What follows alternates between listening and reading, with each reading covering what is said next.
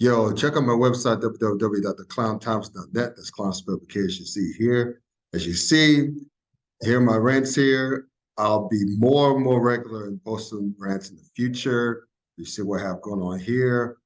Also, you can also get your merch here at www.cafepress.com. Search for the Clown Time Sports. You see here I have sweatshirts, hoodies, baby gear, mugs, t-shirts. So just come on over and grab yourself some merch. Let's just get to it, man. Let me start with actually something very controversial. We're going from 0 to 100 very fast here. Oh, right? That's how I like it. We're going from 0 to 100. So, with the success, with the viewership success and the popularity of the women's game, right? We had 2 record-setting viewership as it pertains to University of Iowa and Caitlin Clark. More of her in a minute. But speaking of which, with the Elite Eight viewership between Iowa and LSU, which was a rematch of last year's national championship game, which was highly contested, highly watched, and highly talked about on both sides, right? And then the title game between the dream matchup that we got, albeit controversially, with that late foul call, like during the UConn game, but we'll never talk. We'll talk about that's not here nor there, but still going to focus on the positive.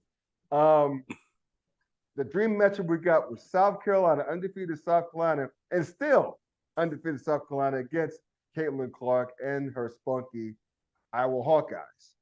You know, battle of 2 number 1 seeds.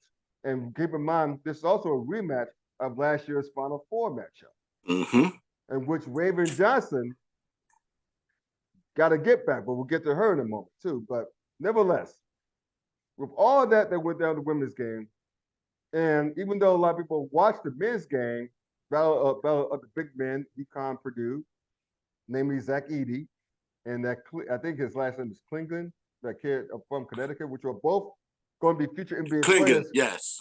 Which both of those will be future NBA players. Because people have them both being drafted in the first round. But nevertheless, now whether or not they'll be lottery picks is another conversation. But yes, they'll be. We'll get to that too. We're going to get to that too. I got questions about that. We're going to get to that. I'm glad you said that. But nevertheless, with the disparity of interest, seemingly, factually, between the women's championship and the NCAA tournament, as opposed to the men's, is it safe to say that the women have surpassed the men in terms of popularity in college basketball? The answer is yes. Quick answer is yes. And you want to know the biggest reason why? It's like professional wrestling. But go ahead. I better know what it is, but go ahead. I will let you answer. You know, it's like professional wrestling. And for all those out there who are fans, who aren't fans, you know, especially with WrestleMania weekend just being this past weekend, I gotta make this analogy because it fits, right? Yes, it's great to see great talent, but the thing that holds the fans and bring in new fans is great storyline, and that was the biggest thing that we had with the women's basketball tournament that we didn't have with not as much with the men's, right? You know, you had your attempt to repeat with, and they ended up eventually doing it. And what's that? It's been a minute. It's been 3 times since the 90s where a team has won back-to-back tournaments, or is it back-to-back for the first time? Not back for the first time, but back-to-back ever. Which one is it? I can't remember.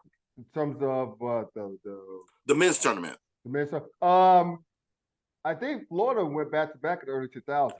Yeah, Florida went back-to-back in 06 and 07. Right. Duke did it in 91, 92. I'm trying to remember if there was anyone before them that did it. But either way. UCLA, but go ahead. Yeah, I was going to say it might have been UCLA. So basically, since the 90s, there have only been 3 teams to do it, right? Right. So if you take that out of the equation, all right, you got the run of your beloved Wolfpack, who ended the regular season the way that they did, and then went on that big streak, winning more games in Capital One Arena than my Wizards, and then going on to the NCAA tournament and becoming a Final Four team, and being the 5th or 6th, 11th seed to make it to the Final Four. Yeah. So yeah, you had that storyline, and not anything not anything really that compelling outside of that, right? Right. But you had the build up of Caitlin Clark over a few seasons, the build up of South Carolina ever since the hiring of Dawn Staley. You have the iconic nature of UConn, and then you had the also upstart NC State Wolfpack in the women's tournament as well. So again, storylines are plenty. And then, like you said, even in the Elite Eight, you had LSU, another storyline that built up from at least last year. So you have all of these storylines in women's basketball that take place because even though it exists, it's not as prevalent in men as it is in men's college basketball, where you have all of these players going to the transfer portal and you have all of these one and dones. So you're no longer married to these players anymore if you're not attached to those institutions. Right. Case in point, myself, a lot of these guys I didn't know because a lot of my focus is I said the same thing. I'm like, aside from Edie, that Klingon kid I kind of knew about, and DJ Burns for my blood Wolfpack because he became the story of the tournament, I had no idea who those young men were. I had no idea who they were. None. So yeah, I made it to the end of the video. Wonderful. Great. Thank y'all for tuning in to this video. Please see you like, comment, share, and subscribe. Speaking of which, hit the subscribe button you see on the screen right there. And in any event, you'll be glad you did, and I'll be glad you did. So until next time, take care.